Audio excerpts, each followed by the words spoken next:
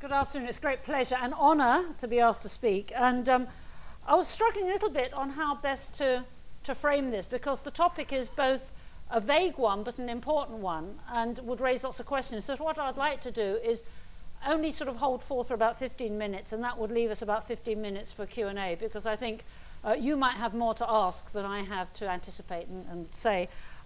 What Sue asked me to talk about was the fact that, as you've heard, I haven't just stayed in a lab all my life, but that I hope, as well as doing research, I've diversified and done outreach activities. And it was really just to talk through with you the pitfalls, but also the rewards of doing that, and doing it at different stages of your career.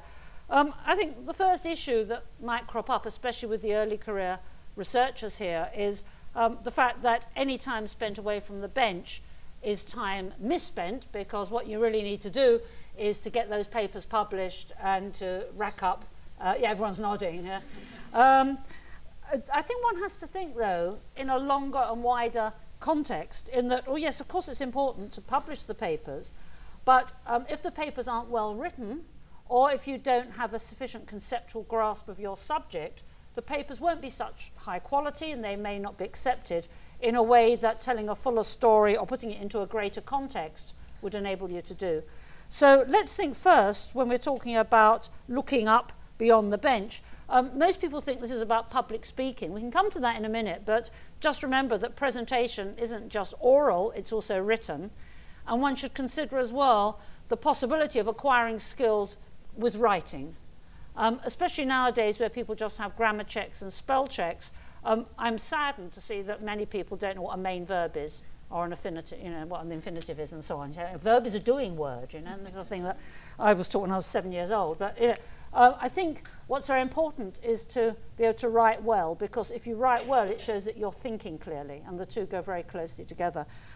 So by writing in a more general sense beyond your typical paper, I think that that actually does aid and abet the way you think, and hence the way you will write your professional papers, okay? Because it forces you to see the wood for the trees. And when you write for a more general audience, this could be a student newspaper or something like this, it forces you to actually say, well, what is the bottom line? What is really the important issue? As opposed to you know, all the different details that may or may not be important, but that you need to sublimate in order to really, for the most important, the signal to noise ratio, if you like, the most important thing to come out. Similarly, when you speak, engaging with an audience other than your immediate research group will mean that you do need to speak in a more general way. So even if you are speaking to a technical audience, to the physosophists say, you can't assume, if you're, I don't know, a heart expert, that a neuroscientist is going to understand all the terminology that you use. So even talking to a technical audience, you need really to be able to widen out your ability to keep the audience engaged. And I've just come back. I was a visiting professor at Melbourne University for the last 2 years. I'm very proud of, and I came back only this Sunday. But when I was there, what they got me to do was to do workshops on public speaking. So they were starting to realize how it's important, even if you are mainstream, even if you don't aspire to be on the television, even if you don't want to do lots of other outreach activities, that nonetheless it is a basic skill, because if you can't present your work clearly and well, then no one else will appreciate it. So actually, it's wasted. You could have discovered the most exciting thing, but if you're not explaining it clearly and people have fallen asleep, then there's really no point. Conversely, you can hear a very workaday type data where people present it with a life and enlivened slides and telling it as a story and mixing up you know, the sort of pace in which they speak. That can really engage an audience, and it's really a way of keeping them excited by what you're doing. I also think that for public speaking, at whatever stage, even when you're talking to a technical audience, nonetheless, just as you have for me now, you've given me, what, 20 minutes of your life now on this planet, yeah? It could be your last 20 minutes and you're giving it to me, yeah? And you have to think about that, because why should someone come and be subjected to a speak your weight machine, you know, droning on in a load of acronyms and terms they don't understand. And I'm amazed at the resilience of many scientific audiences for what they have to sit, you know, what they sit through. Imagine a world where, you know, you go to something and you don't have to work hard to listen to what they're saying. You don't have to work hard to follow the narrative. It actually is interesting and enlivening. So wouldn't that be a wonderful world to live in? Yeah? So even before we're talking about outreach and talking to other audiences, I hope I can make the case for talking to a peer audience, a specialist audience, with a little more thought than you may otherwise have given, and to say that the fact that you must think carefully about your presentation isn't dumbing down. I hate that term. It's actually showcasing your work as best it can be showcased. So you owe it to your work, you owe it to your research team and your PI, you owe it to them to do a good job. Now, in terms of that, very simple preparation. This is what we were doing in Melbourne. It seems pretty obvious, like if you can see the venue beforehand, so you know how big the room is, so you can check out what the audiovisual facilities are. So if you're using PowerPoint, you have a screen in front of you. Very simple things. And then when you're preparing your slides, making sure that the font is a large size. And I was amazed when I gave this workshop. I said, make sure you have a large font. And everyone thought this was the most new, you know, tablet. I know it's pretty, basically it's all common sense. You know, if you've got a slide, you fill the slide up with writing. You don't, you know, large fonts, yeah? But it's amazing how sometimes people don't think that, and they get carried away with the background of the PowerPoint. And so you have such complex, fancy backgrounds, you can hardly see the writing. You know, and it's competing. You know, there's too many sort of prima donnas on the slide all at once trying to compete. So really simple things like that can make all the difference. But above all, I would recommend telling a story. You know, we love, all ages love stories. If I said to you now, once upon a time. Yeah, you're engaged, aren't you? Engaged. Because we love stories, and stories have beginnings, middle, and end. So again, when you show your research, it's like writing a paper. You give the background, you say what you did or how you did it and the techniques, and then it's always good to show the controls first, because that provides a build-up. So you say, we tried this and that didn't work, or we did that control and that proved nothing. Then we gave the drug. And this was different. You know, so it's a way of keeping people in suspense and telling a story. These things are very simple to do. They require minimal effort. It is not in any way taking you away from your research. It is enhancing your research. And I think it's a really important thing. The same with writing, again. The more you think about the writing, scientific writing can be very turgid because we use the passive. We'll say something like, a solution was made up. Because if you say, I made up a solution, that sounds fishy. It sounds like I made it up and someone else would do a different one. Yeah? So I know there are certain constraints, but do watch out for that when you're doing the writing. Okay, so that is within just catering for your peers. Now let me make the case, irrespective of the stage of your career, for talking to outreach. Now this can be many things. If no one knows of you and you're just starting out, it may be that you talk to a school, for example, or to school kids who might be visiting your department. Or it may be, I don't know how one, let's think, if there's a society in your university, you're asked to talk for that, for example. So there's always audiences, and my advice would be the earlier you start doing it, the better it is, because it becomes a way of life, you become used to it, and you're not very frightened. Someone once said, apparently the statistic, that public speaking is ranked about just only after death as things that people fear. So clearly there's something wrong here, yeah? So if you can master that, and the earlier you start doing it, and the more comfortable you are standing up and talking to people, the better you will be. Now, what are the advantages of doing it? Why should you do this, given that you're, especially early stage, you don't want to be distracted? Well, first, you're learning very valuable skills, and being able to explain something clearly is an essential for teaching. So given that most of you are public sector academics, sooner or later you're going to have to do some kind of teaching, whether it's lecturing or tutorials or seminars or something. And the more you are used to explaining ideas to somewhat baffled-looking people, the better your teaching skills will be. And that's both written and spoken.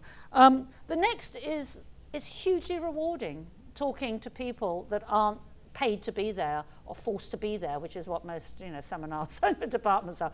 People that have chosen to be there is very rewarding, especially, well, let me tell you the story. Let me tell you a story. It was in '94, I was asked to give the Royal Institution Christmas lectures, which I'm sure many of you are familiar with. These are televised and are a staple of the British Christmas, or they certainly used to be. And many people who are scientists now say the reason they became scientists was because they watched the Christmas lectures. Because these are now, why should watching these Christmas lectures be so different from their teachers or their lecturers? Or it's because the brief when you give the Christmas lectures is to be really clear, to demonstrate as much as you can, to have audience interaction and engagement, so that it's fun and it's interesting, and you want to be there and you want to be engaged. So I was very privileged to give these in '94. And that was a trial by fire, basically, because you have, I think there's one camera or two, you have these cameras and you have to remember the choreography of where to stand, and you're doing an experiment with a load of rather uncooperative adolescents, who you mustn't make look stupid and who, so on. So the whole thing is a real challenge, but the rewards are enormous because you see people's face literally light up when they understand something, and in a way that perhaps you don't if you're doing undergraduate teaching. You actually have people come up really, and I remember one little girl came up after I'd given, I'm a neuroscientist, and she'd come up and she said, so how does the brain work then?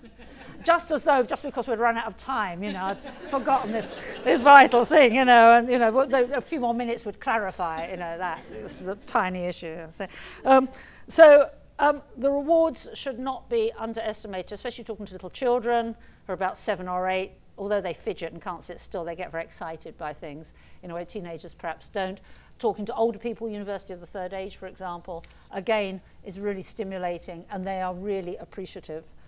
So talking to different sectors and different audiences, if then you get asked to write for a newspaper or a student newspaper, or eventually to do it to the general public, although that seems to be daunting, that actually they're so much more appreciative than undergraduates are. They're really, and also the gearing of what you tell them, which is pretty straightforward, and your bread and butter, for them is really something that they had never realized before. So the gearing, as it were, of appreciation to facts that you're giving is huge compared to when you're talking to a load of rather cynical, seen it all, done it all, gum chewing, adolescents, the students. So it's really a very rewarding thing to do, and it's something that when you start in your early career, you'll gradually graduate to that. Of course, no one's going to put you on the BBC, as in your second year of a PhD, but the more you can get to talk to audiences, you're at ease doing that.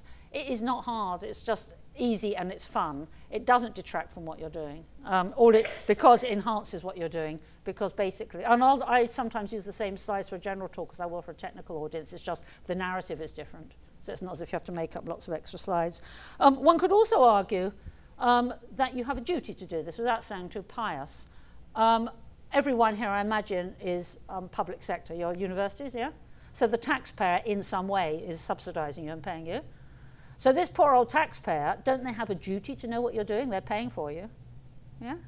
So turning it around as well as being fun, there's the push and the pull. We owe it to society to let them know what we're doing. Otherwise, we only have ourselves to blame if we cry foul if science is misrepresented in the press or if it's underrepresented in Parliament. You heard I'm in the Lords, and therefore I have some little taste of how politicians work. And it works like this. The politicians will do whatever they can to stay in power, otherwise they wouldn't be politicians anymore. The way they stay in power is to get votes. The way they get votes is to give the public, via the focus groups, what they want.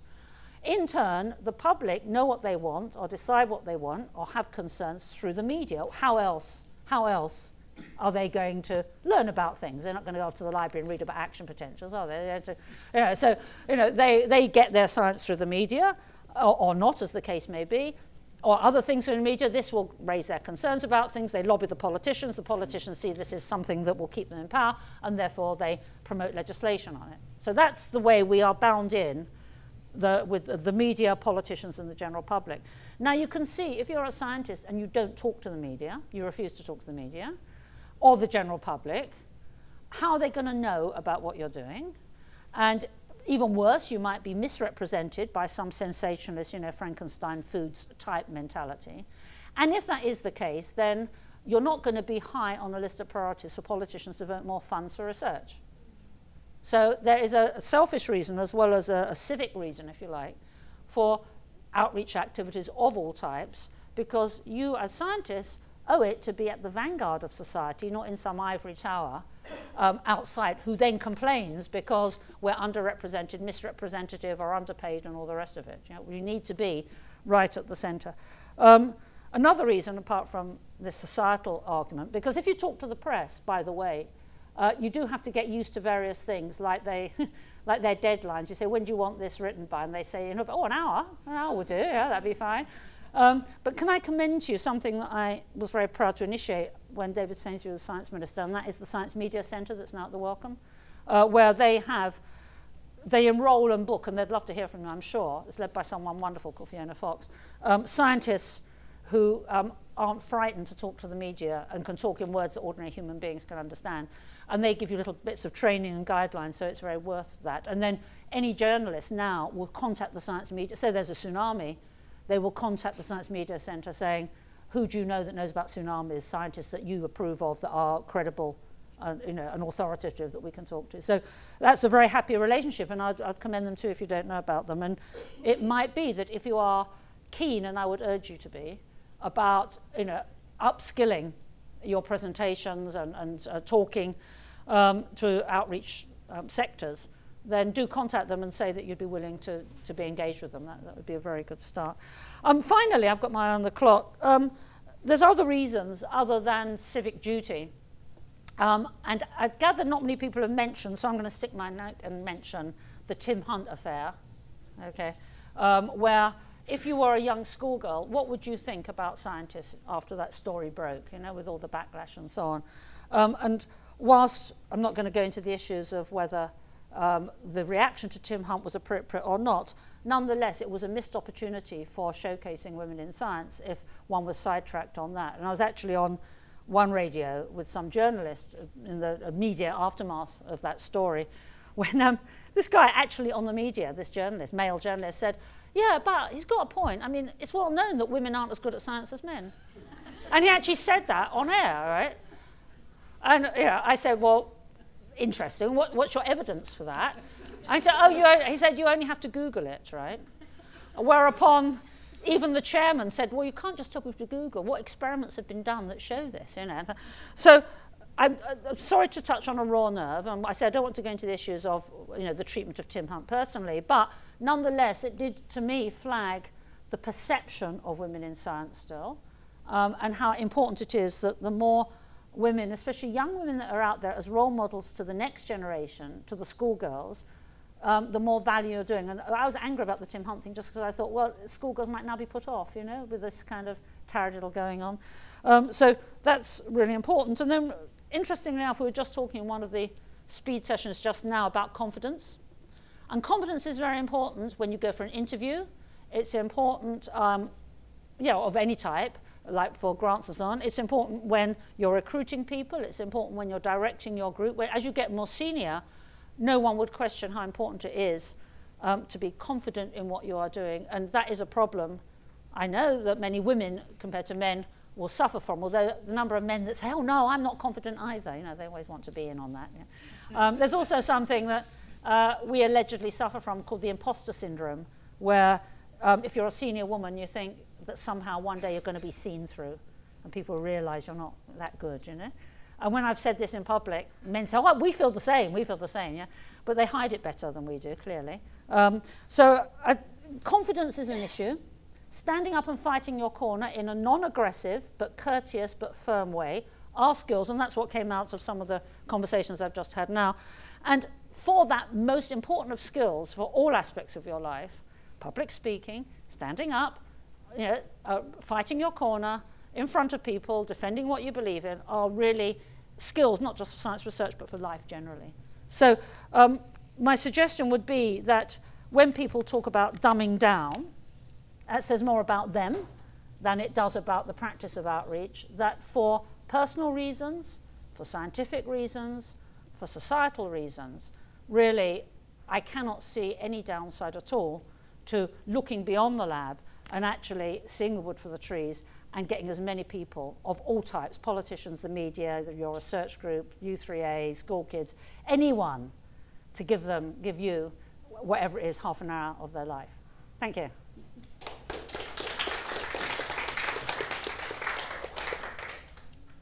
So, thank you very much, and thank you also for doing a foreword for our 100th century. Oh, that's yes, nothing. yeah. Exactly. Right. So, comments, questions, queries, and maybe we could just try and drag something out the early career guys this time. No pressure then. Mm-hmm.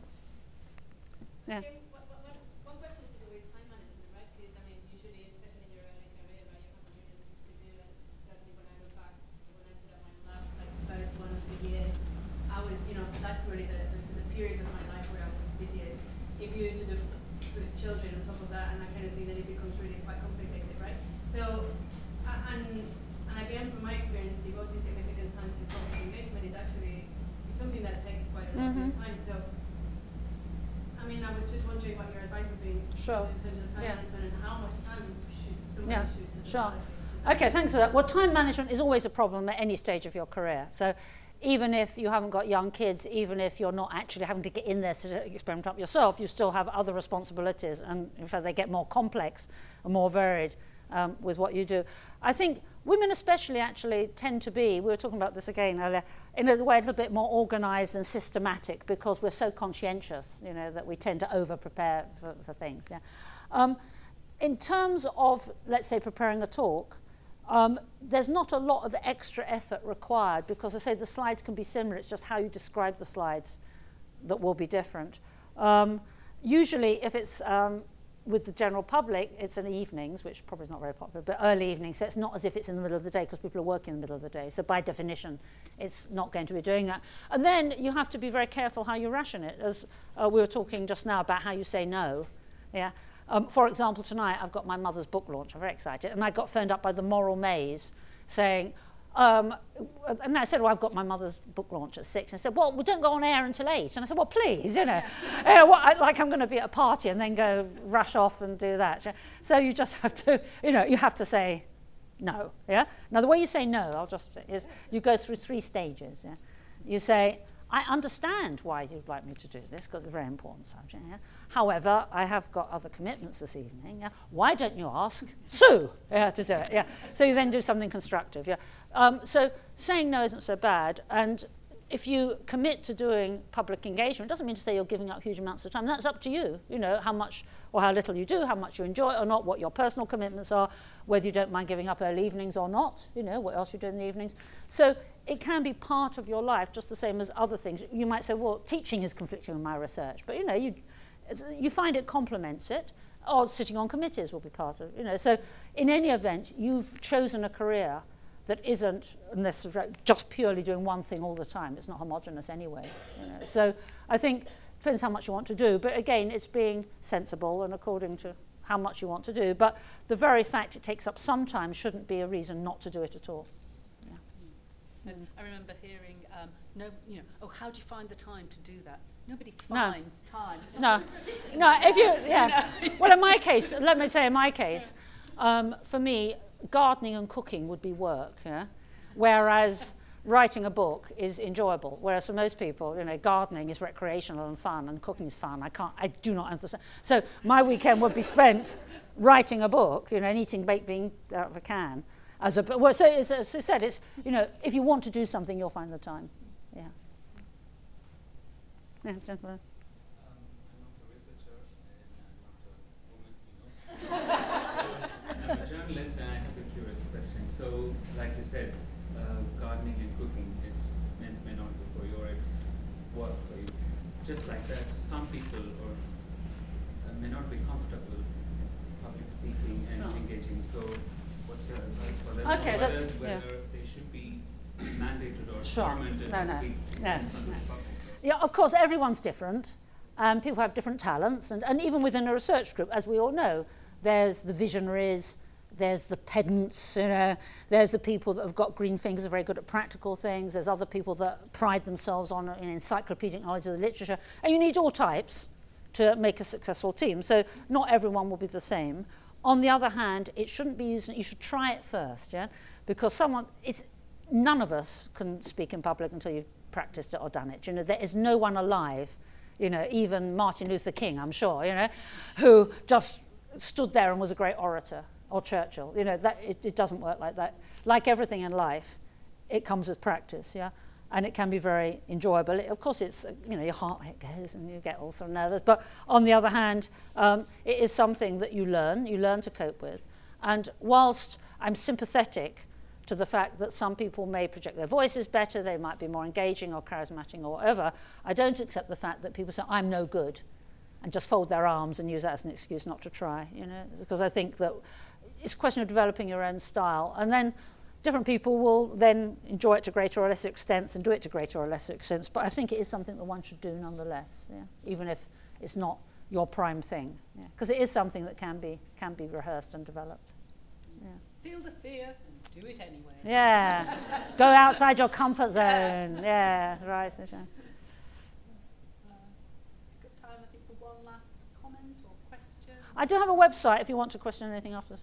Yeah, I think it would be useful if the universities gave a lot more recognition to the amount of time that people are spending on outreach activities, because certainly maybe Sue will agree at Leeds University, you know, it has been an uphill struggle to get proper recognition for the amount of time it takes, the amount of effort, the reward and the return that the university gets, not, you know, alone the individual.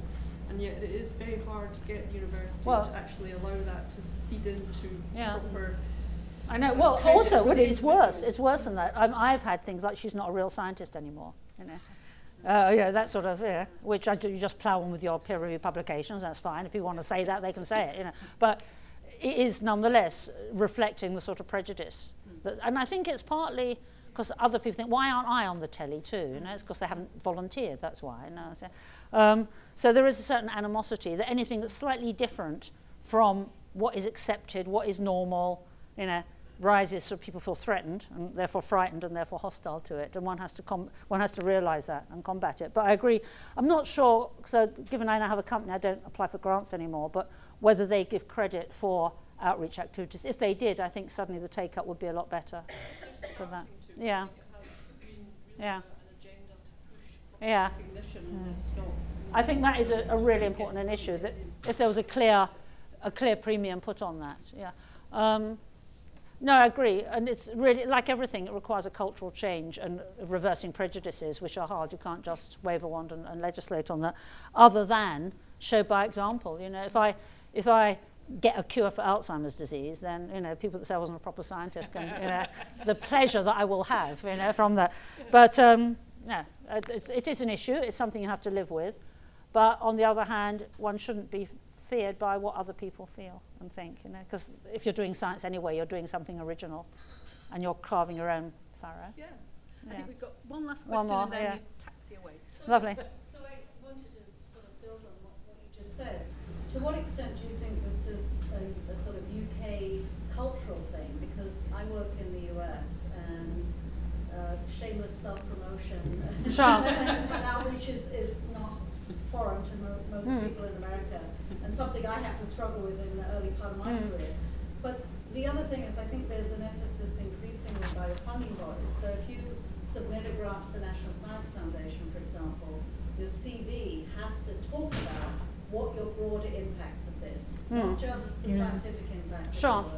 And so there are quite simple things that can be done. Well, as with patents and IP, I think the States leads the way, and England would, or UK would do well to look there and see how more successful they're being. I think also, and I do a lot in Australia, so I can't speak so much for the US, but certainly the Australian media compared to the UK media is much more curious and reflective and open-minded and wanting to actually air the issues, whereas the British press all too often plays the person, not the ball, you know? They'd much rather contrive some rather quick little controversy or snidey little personal attack, because that gets quick, you know, attention, as opposed to exploring the big issues. And I do find, I have to say, the UK media, and the journalists here can write this down, and I'll happily say this on the record, I do find that sometimes they sacrifice, you know, the bigger and more interesting issues just for getting a few personal hits, yeah? Susan, okay. That was wonderful. Thank you so much. My pleasure. Thank you. Good luck, everyone. Enjoy your party. Thank you.